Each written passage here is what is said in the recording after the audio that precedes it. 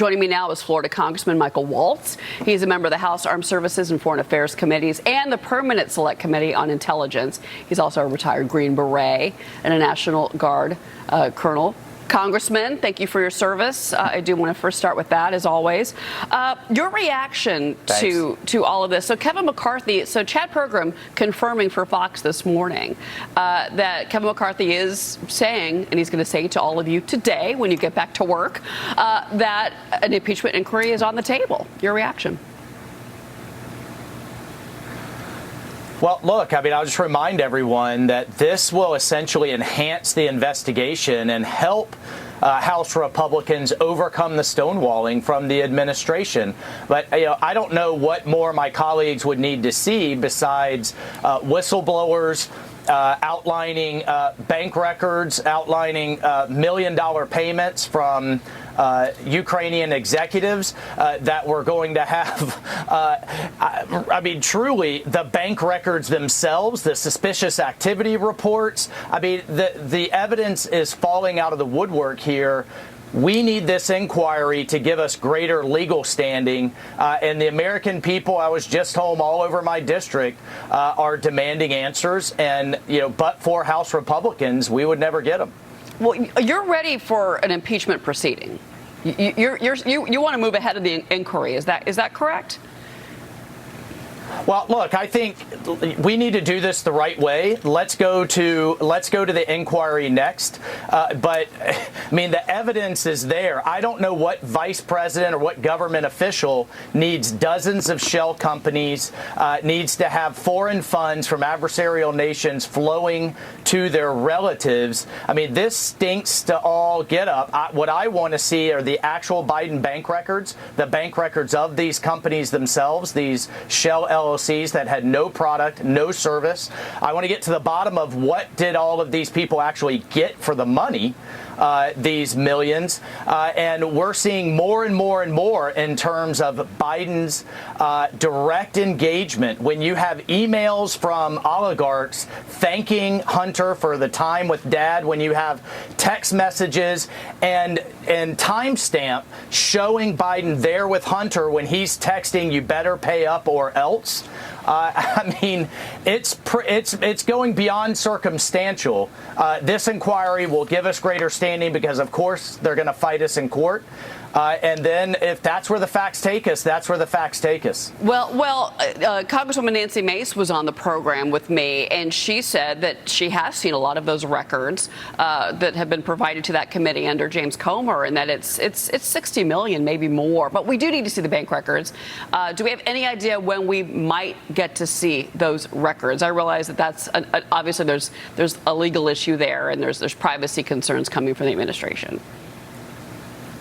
Well, again, right, that this is going to end up in the courts, and what the impeachment inquiry does is give us greater precedent, historic standing, and give the demands that we have for transparency here greater weight. Okay.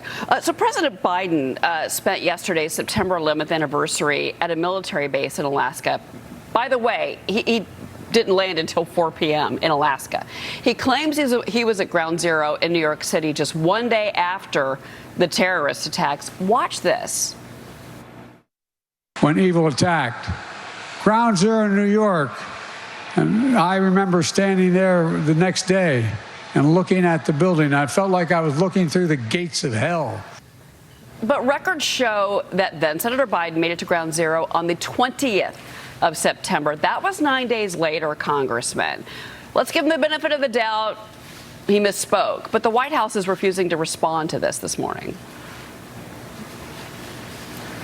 I don't know why he has such an inherent need to embellish, frankly, to lie. In this case, he was speaking directly to soldiers. I spent some time 2 weeks ago with Gold Star mothers from the Abbey Gate bombing. He lied directly to them, to their face at Dover Air Force Base, and said that Beau Biden came home in a flag-draped coffin, that he died in combat. I mean, and I'll just remind everyone, he dropped out of his first presidential race in 1988 for plagiarism and for lying then. It's just, it's bad enough on the face of it, but on 9/11 directly to soldiers is just really shameful. Yeah, you speaking as someone who served our country in particular. Well, the administration decided to strike a deal with Iran to swap prisoners and release $6 billion in frozen Iranian funds without fear of violating any sanctions here. Secretary of State Blinken signed off on the deal late last week. Congressman, we learned about this on the anniversary of 9/11.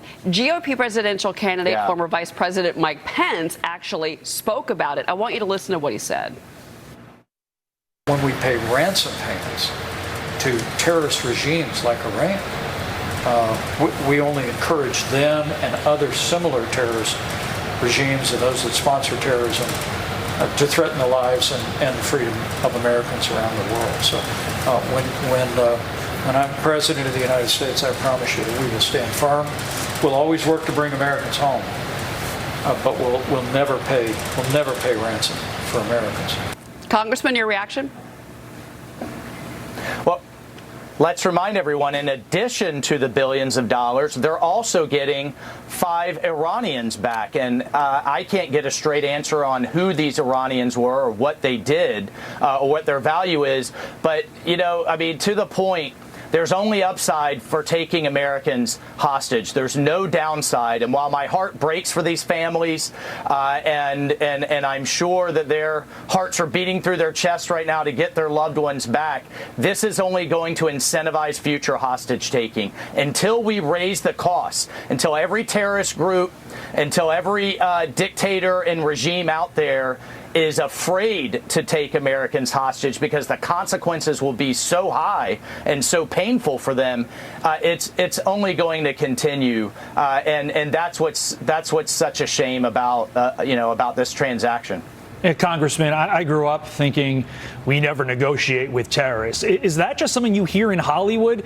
Is that no longer the United States policy? Because it seems like every act that the Biden administration takes is incentivizing, to your point, taking of hostages, whether it is in Russia, whether it is in North Korea, whether it is in Iran, right, and then flipping them for something that these rogue regimes want from us, which is something that we did for a reason, i.e., to keep these rogue regimes in check. Yeah, they're right. Let's just roll back the tape just a few years when Mike Pompeo came back with 3 Americans that the North Koreans were holding, and they gave them back in order to be able to engage in talks with us. You know what? You send a message that you don't get to talk to the United States, you don't do transactions. We are going to crank down on your economy. We're going to raise the costs until every single American you're holding is free. Instead, it's the other way around with these guys. It's what can we give? What more can they put on the table from this White House in order to get Americans free? It's the exact wrong approach. It's an appeasement approach, and more Americans are going to be taken, mark my words, within the next year, because again, they always get something in the end from this administration. Well, we're talking about Iran. Let's talk about Russia and the Russians taking our Wall Street Journal colleague Evan Gershkovich, who is still there, being held on trumped-up, ridiculous charges, and that is Vladimir Putin's playbook right there. And the Iranians are just following suit because we're going to cave. Apparently, if you're Antony Blinken, you caved. Congressman Michael Waltz, thank you so much for being here again. Thank you for your service. It's always great to talk to you. Appreciate it.